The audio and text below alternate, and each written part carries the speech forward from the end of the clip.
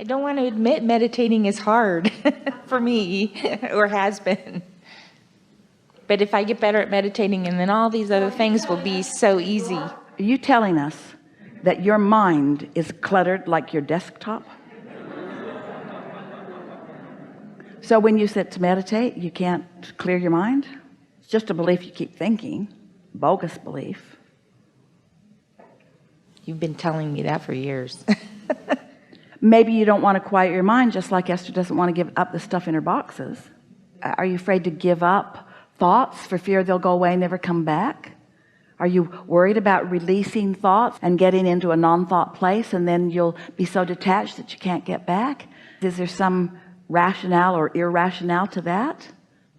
I don't know, maybe letting go of thoughts is losing control. But it isn't. That's what you think. It's complete gaining of control. So we're going to give you specific to you, and if it feels like it fits you, then it's for you too.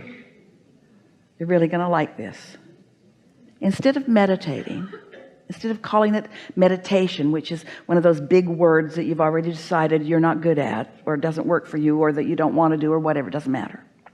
Instead of meditating, say to yourself, I'm going to sit for 15 or 20 minutes, not more, and reach for a place of satisfaction.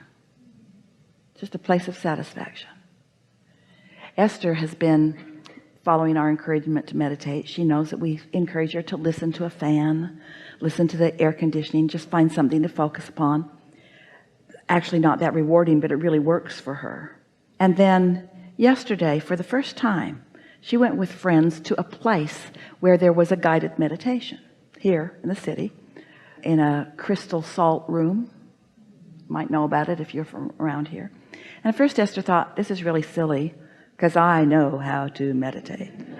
I get deep, and I get deep fast, and I like it, and I'm good. Abraham would give me an A for meditation. I'm really good at meditation. So what am I doing? Why am I going to do it with others? I know it's not more powerful with their others. I know I don't need to be guided because I've already got guidance.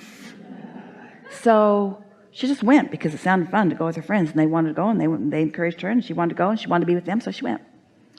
And they got there, and very nice people. There were 10 of them that were going to go into this room, and they had them all sit on a bench, which was kind of cute and made her feel like she was in grade school again.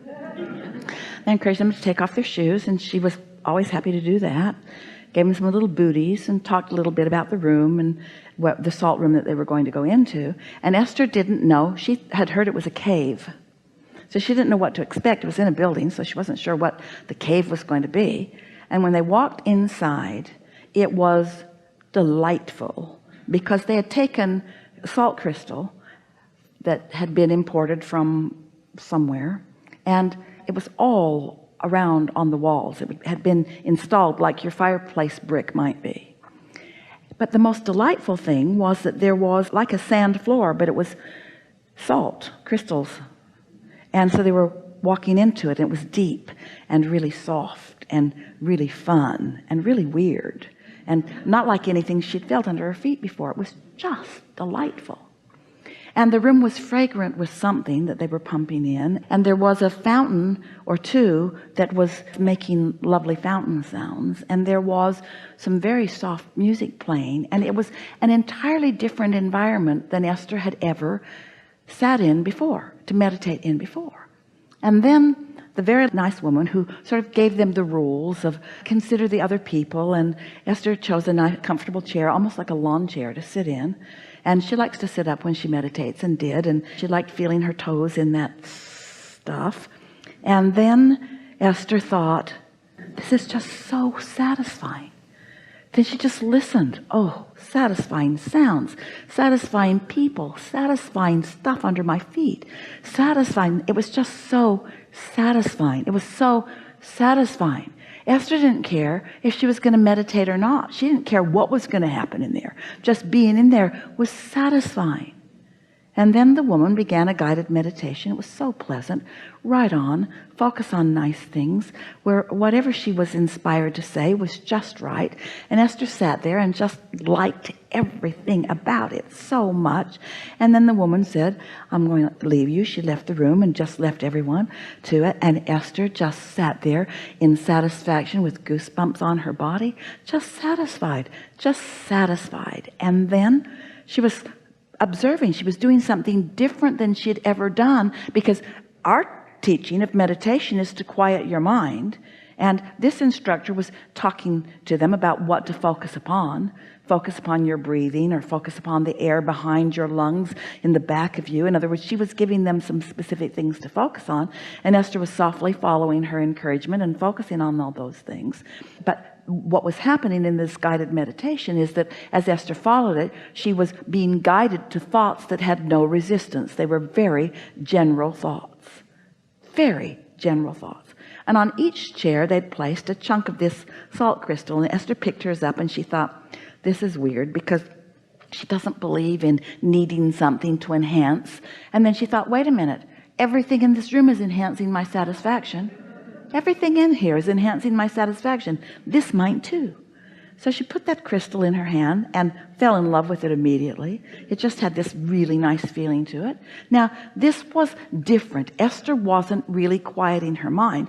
But you know what? She didn't need to, because the whole point of quieting her mind is so she can find thoughts of satisfaction. And she was so surrounded by thoughts of satisfaction that she didn't have to quiet her mind. You see what we're getting at?